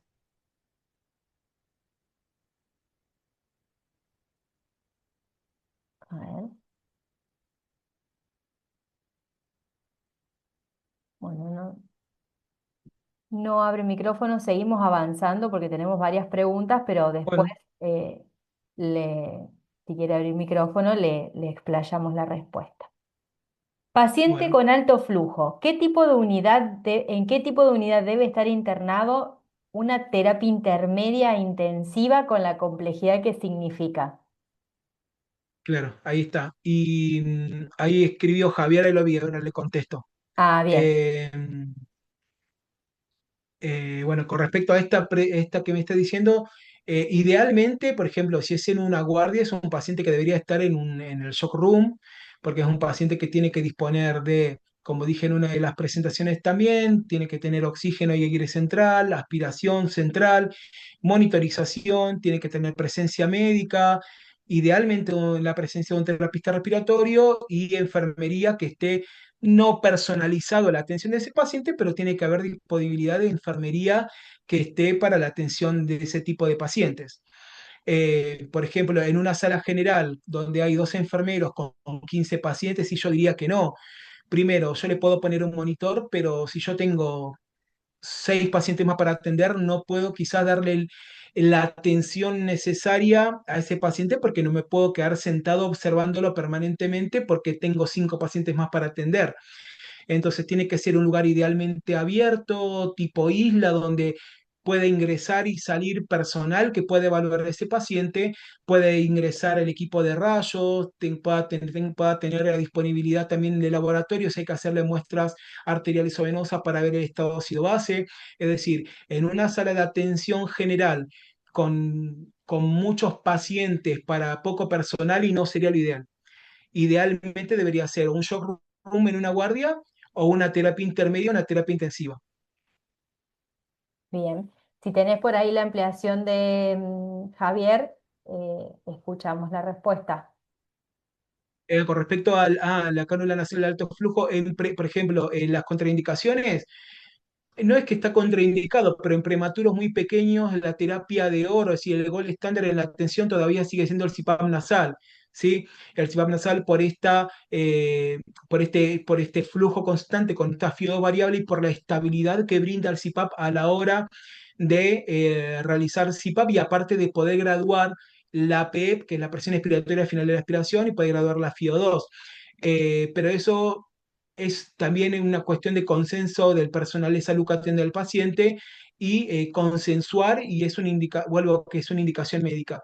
Si el paciente tiene atresia de Coana, es decir, tiene interrumpido el paso de la vehiculización del paso de aire a través de las fosas nasales, no lo puedo utilizar tampoco. O si el paciente tiene una fractura craneofacial, tampoco, porque no me asegura el pasaje del aire mezclado con el oxígeno a través de las fosas nasales, así que sería otra contraindicación.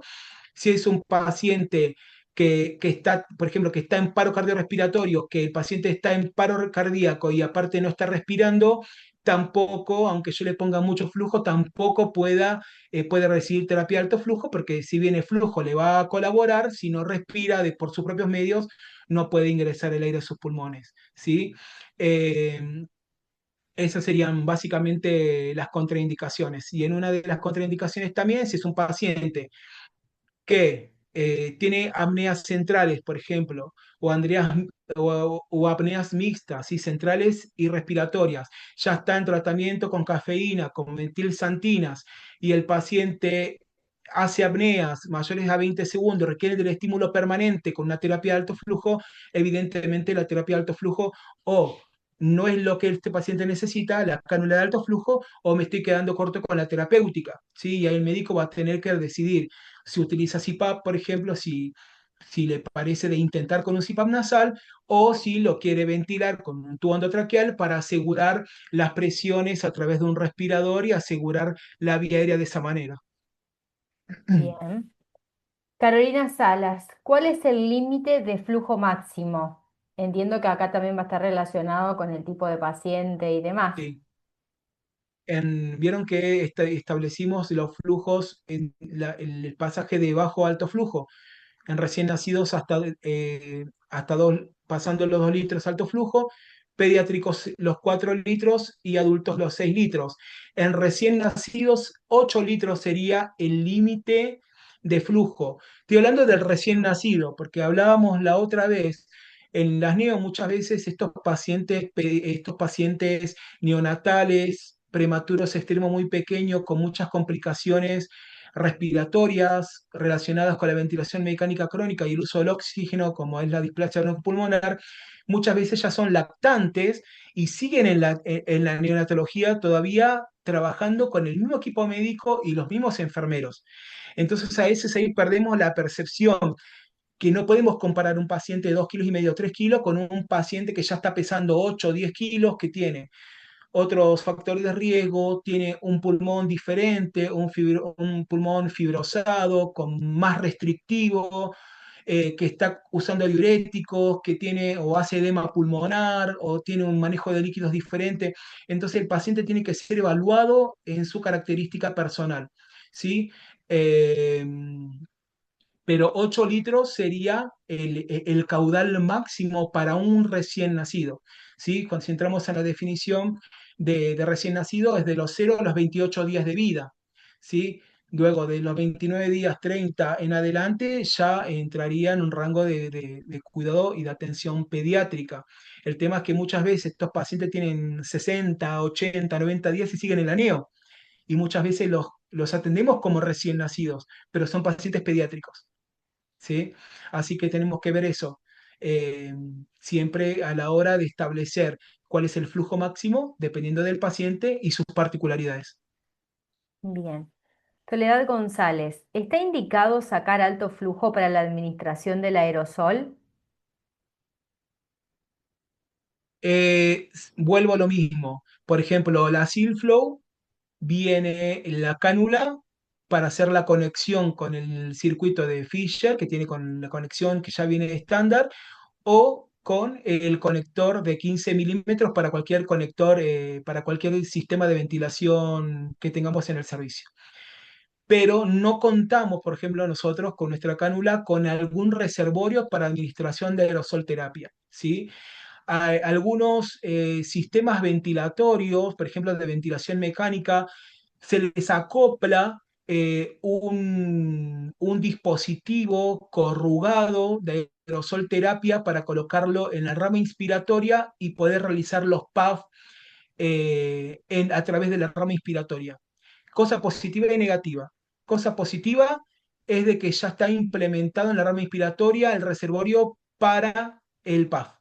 Cosa negativa, tengo más distancia de espacio muerto del sistema.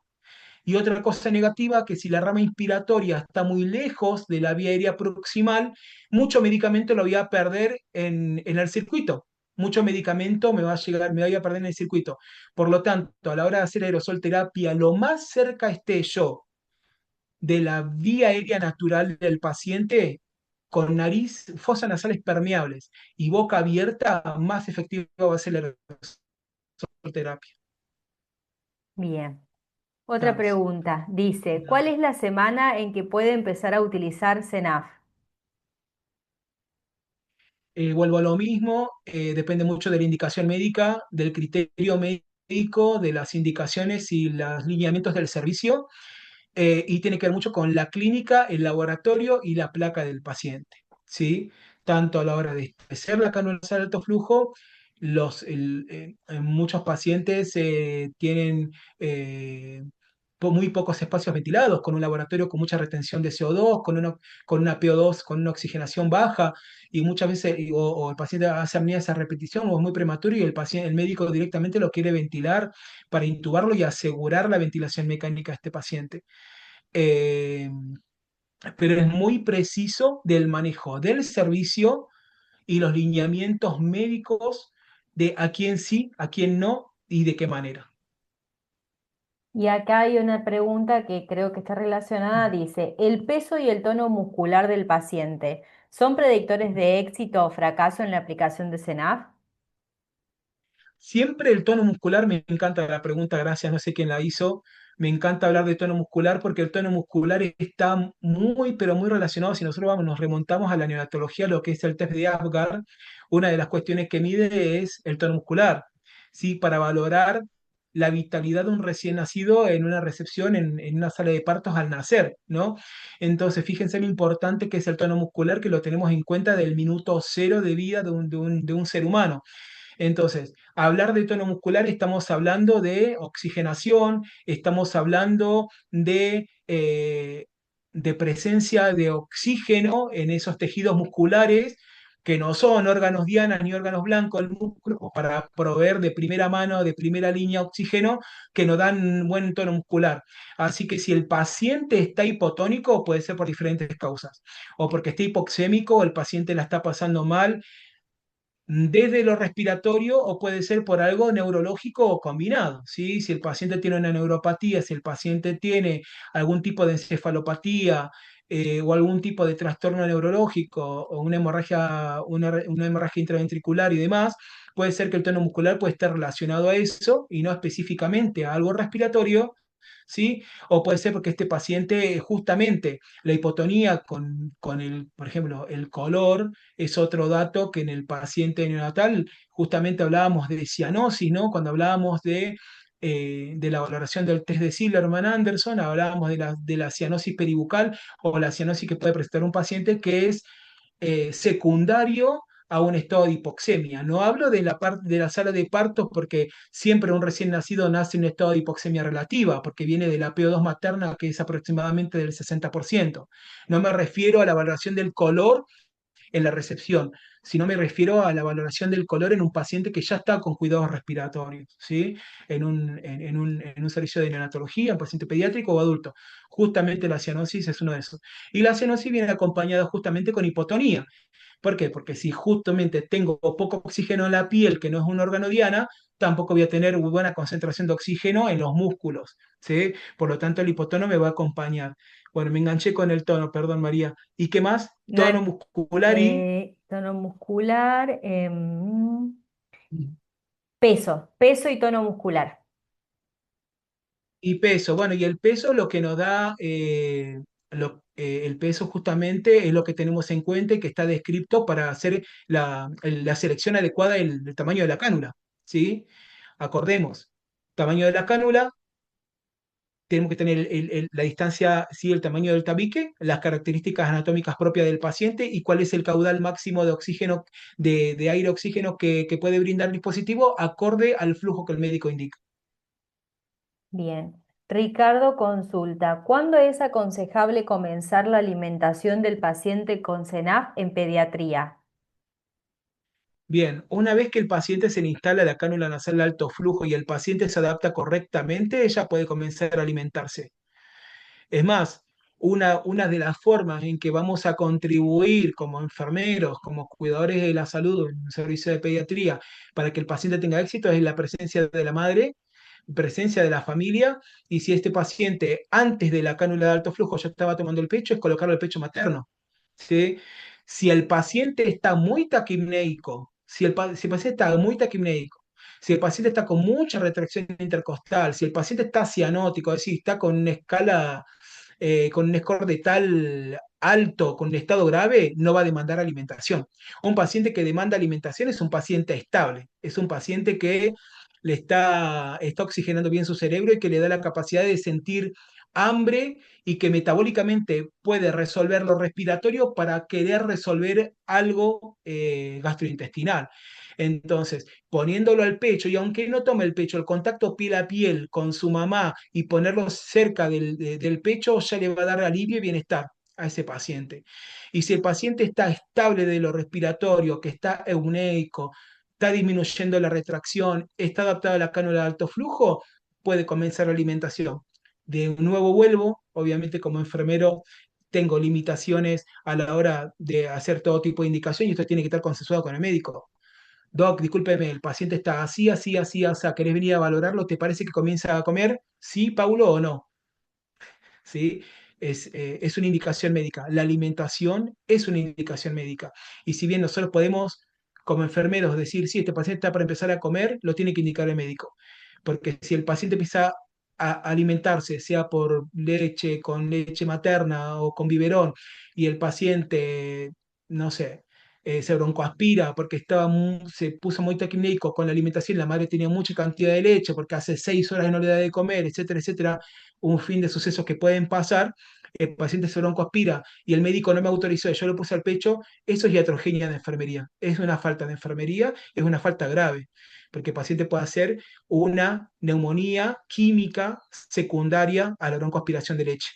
Entonces, siempre, por eso no podemos trabajar de forma desarticulada, por eso somos un equipo y cada uno tiene roles específicos, por eso tenemos que consultar siempre con el médico estas cuestiones. Bien. María dice, ¿se recomienda humidificar cuando se usa cánula de bajo flujo en paciente neonato? Por ejemplo, flujo de 2,5 litros por minuto. Si estamos hablando de flujo de 2,5, estamos hablando de alto flujo. Primero, hasta 2 litros vos le podés dar a un recién nacido de oxígeno sin calentar y humidificar. Una de las diapos estaba, en la vía, es decir, la zona nasofaringea actúa como reservorio de calor-humedad del 75%. Entonces, hasta 2 litros a mí no me preocupa calentar y humidificar, incluso no es necesario, porque la misma región nasofaringea se encarga de hacerlo por sí misma. Ahora, si yo le voy a poner una cánula nasal de alto flujo a 2,5, que es apenas superando el límite de alto o bajo flujo, pero ya estoy en alto flujo, tengo que tener en cuenta que ese flujo va a generar PEP, tengo que calentar y humidificar. No voy a calentar y humidificar con un calentador de cascada a 37 grados. Vieron que yo le pasé entre flujos menores a 5, entre 34 y 36 grados. Flujos mayores a 5, entre 36 y 37 grados, para que ese oxígeno con ese aire llegue a región alveolar a una temperatura adecuada, ¿sí? Que no me impacte en la termorregulación, que no me impacte en lo que son en las fibras pulmonares, que no me impacte en lo que es la termorregulación del paciente. Así que esa es mi recomendación. Yo lo pondría, Paulo, el médico me dice, Paulo, ponele la cánula alto flujo a 2,5, listo. Yo le pongo calefacción y humidificación. ¿En cuánto? En 34 grados, ¿sí? Pero sí le coloco. Sí. Bien. Después, bueno, hay algunos aportes respecto a lo que veníamos hablando de cánula RAM.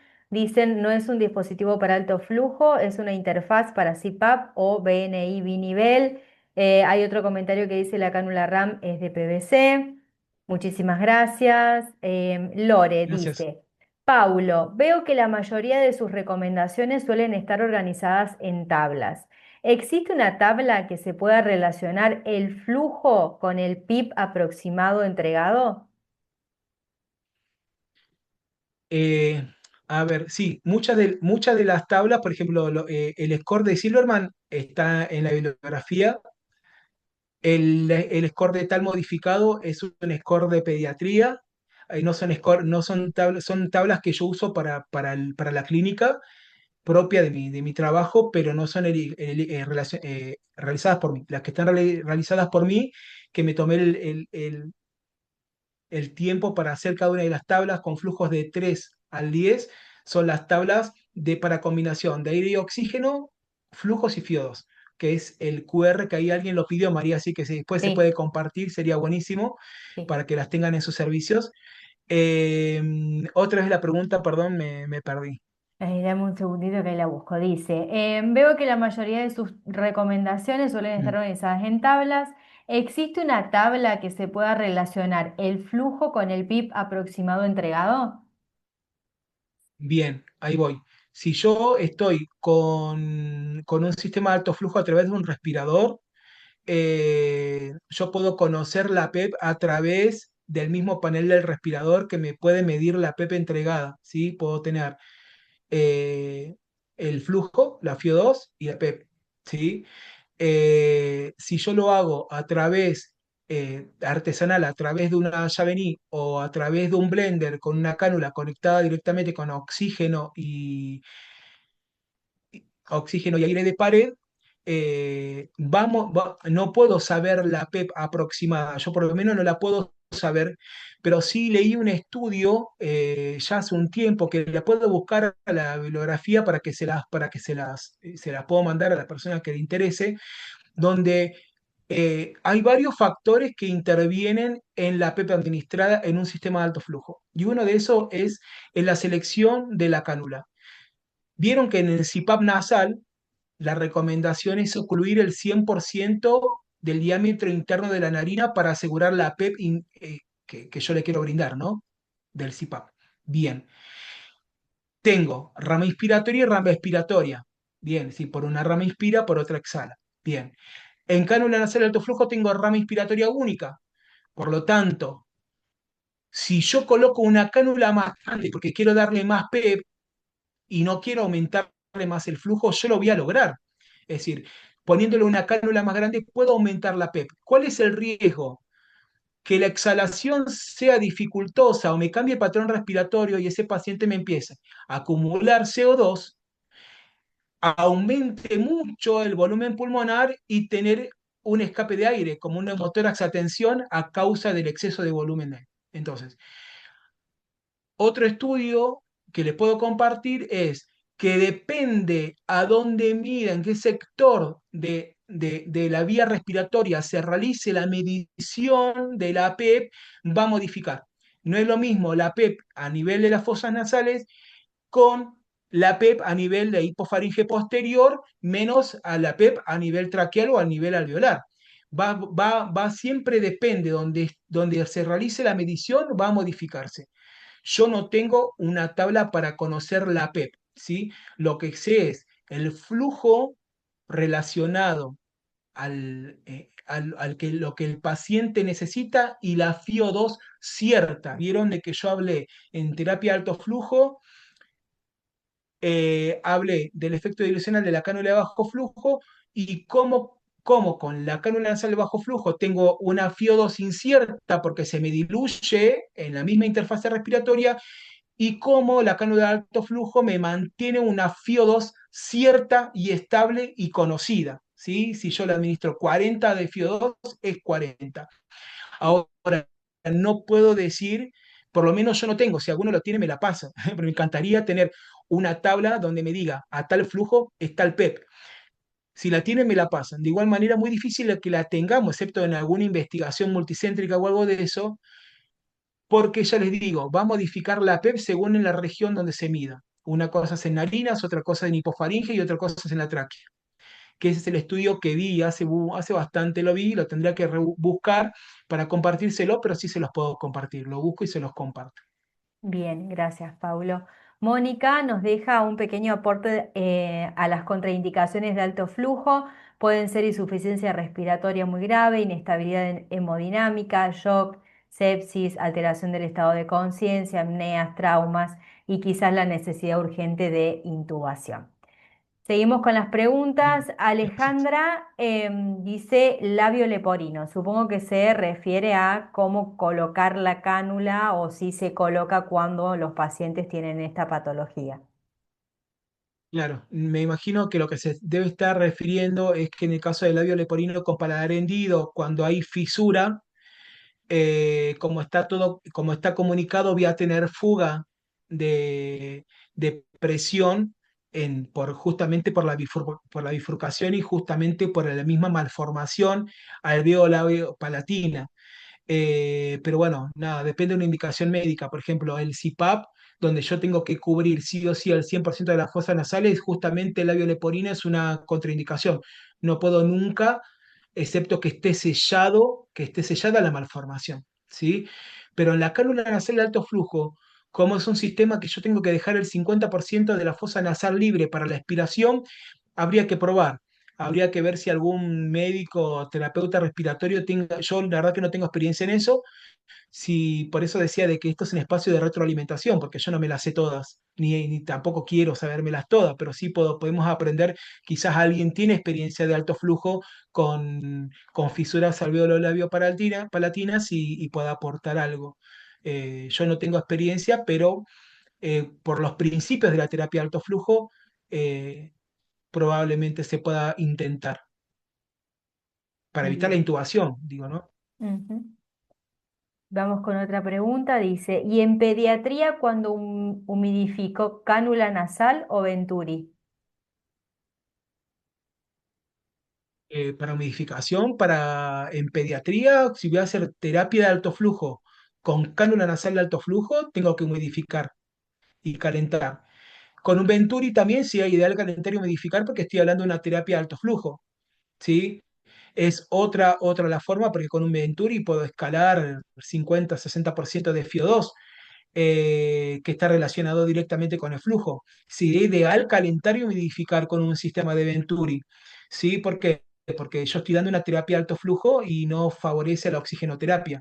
Yo, si tendría la disponibilidad, porque tendría una terapia intermedia y podría humidificaría sin lugar a dudas.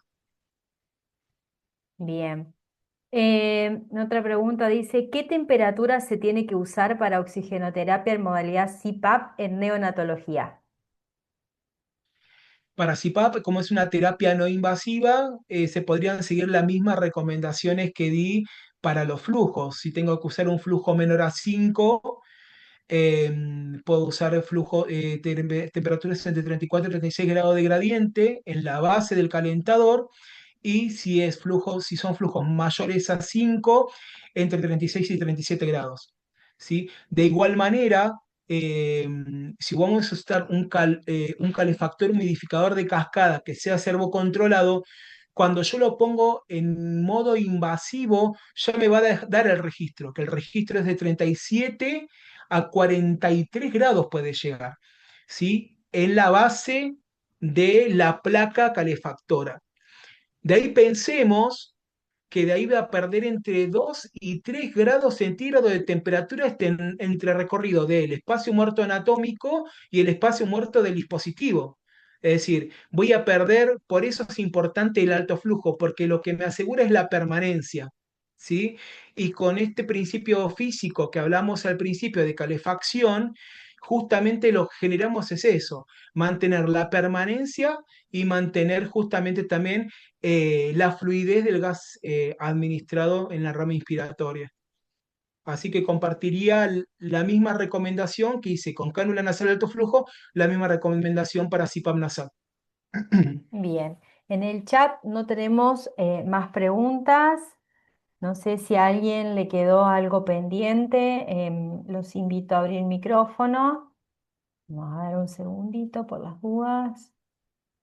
Creo que no, la verdad que ha sido muy rico el espacio. Hemos estado una Gracias. hora en este espacio de retroalimentación. Así que bueno, agradecerles una vez más a todos por conectarse, por su tiempo. Bien, al licenciado Arnaudo por esta magistral disertación, a nuestras asesoras que han Gracias. estado pendientes del otro lado. Así que muchísimas gracias a todos.